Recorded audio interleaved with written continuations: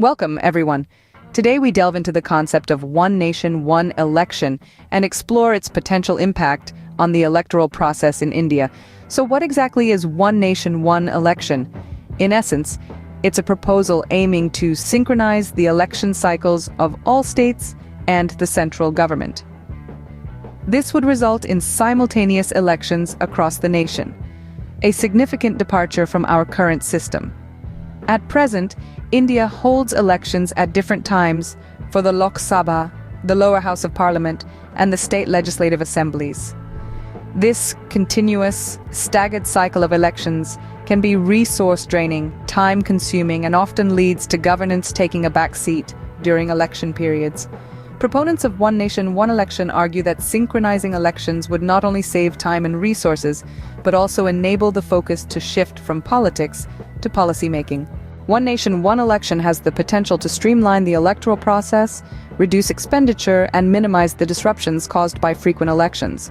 It could also lead to better policy continuity and long-term planning. This is the viewpoint of those who support the idea of synchronized elections across the nation.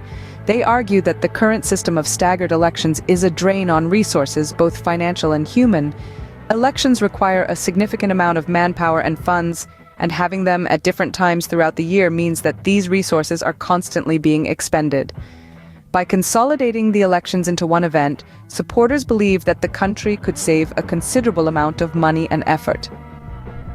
Moreover, supporters claim that the constant cycle of elections disrupts governance, as politicians and administrators often shift their focus from running the country to campaigning. With simultaneous elections, this disruption could be minimized, allowing for more consistent and effective governance. Another significant point in favor of one nation, one election, is the potential for policy continuity. With the current system, changes in government can lead to shifts in policy, creating instability and uncertainty. However, if all elections were held at the same time, it would allow for more stable long-term planning. Among the political leaders who endorse this idea, Prime Minister Narendra Modi stands out. He has been a vocal supporter of this concept, emphasizing its potential to strengthen democracy and governance in India. In his view, one nation, one election is not just about efficiency, but also about making the democratic process more robust and representative. However, critics express concerns about the feasibility and implications of implementing such a system. While the concept of one nation, one election seems promising on the surface, its critics argue that it's not without its potential pitfalls. One of the major concerns is the potential undermining of India's federal structure. India is a diverse nation, with each state having its own unique socio-political dynamics. Critics argue that holding simultaneous elections may centralize power and undermine the very essence of federalism that allows each state to have its own government, catering to its unique needs and challenges. Then there's the concern about regional parties being at a disadvantage. These parties often focus on state-specific issues and might not have the resources to campaign effectively on a national scale. Critics worry that simultaneous elections could favor larger national parties, potentially marginalizing regional voices. Another pressing concern is the possibility of a wave effect.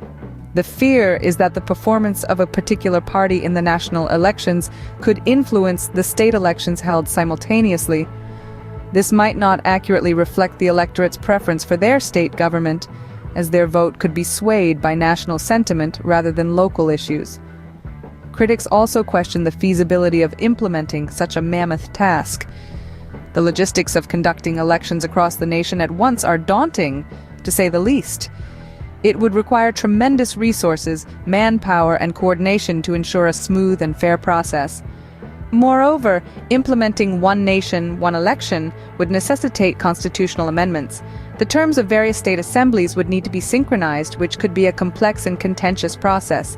In addition, there's the issue of what happens if a state government falls before completing its full term. Would we then hold a separate election, or would the state have to wait until the next synchronized cycle? These are questions that need to be addressed. Additionally, there are logistical challenges, including the need for constitutional amendments and synchronizing the terms of various state assemblies. As we can see, while the idea of one nation, one election has its merits, it's not without significant challenges and potential drawbacks. Despite the debates, the idea of one nation, one election has gained momentum in recent years, with several political leaders advocating for its implementation. We've journeyed through the landscape of this concept, exploring its potential benefits and challenges. Supporters believe that it could streamline the electoral process, save resources, and shift the focus from politics to policymaking. They argue that it could lead to better policy continuity, long-term planning, and a more efficient use of state machinery. On the other hand, critics voice concerns about the feasibility and implications of such a system. Furthermore, they highlight the logistical challenges, including the need for constitutional amendments and the synchronization of various state assemblies' terms. The road to implementing one nation, one election is indeed complex. The debate continues, with passionate arguments on both sides. As citizens, it is crucial for us to stay informed, to understand these perspectives, and to engage in these discussions. And that's a wrap on our exploration of one nation, one election. Let us know in the comments below. Don't forget to like, share, and subscribe for more insightful content. Goodbye for now.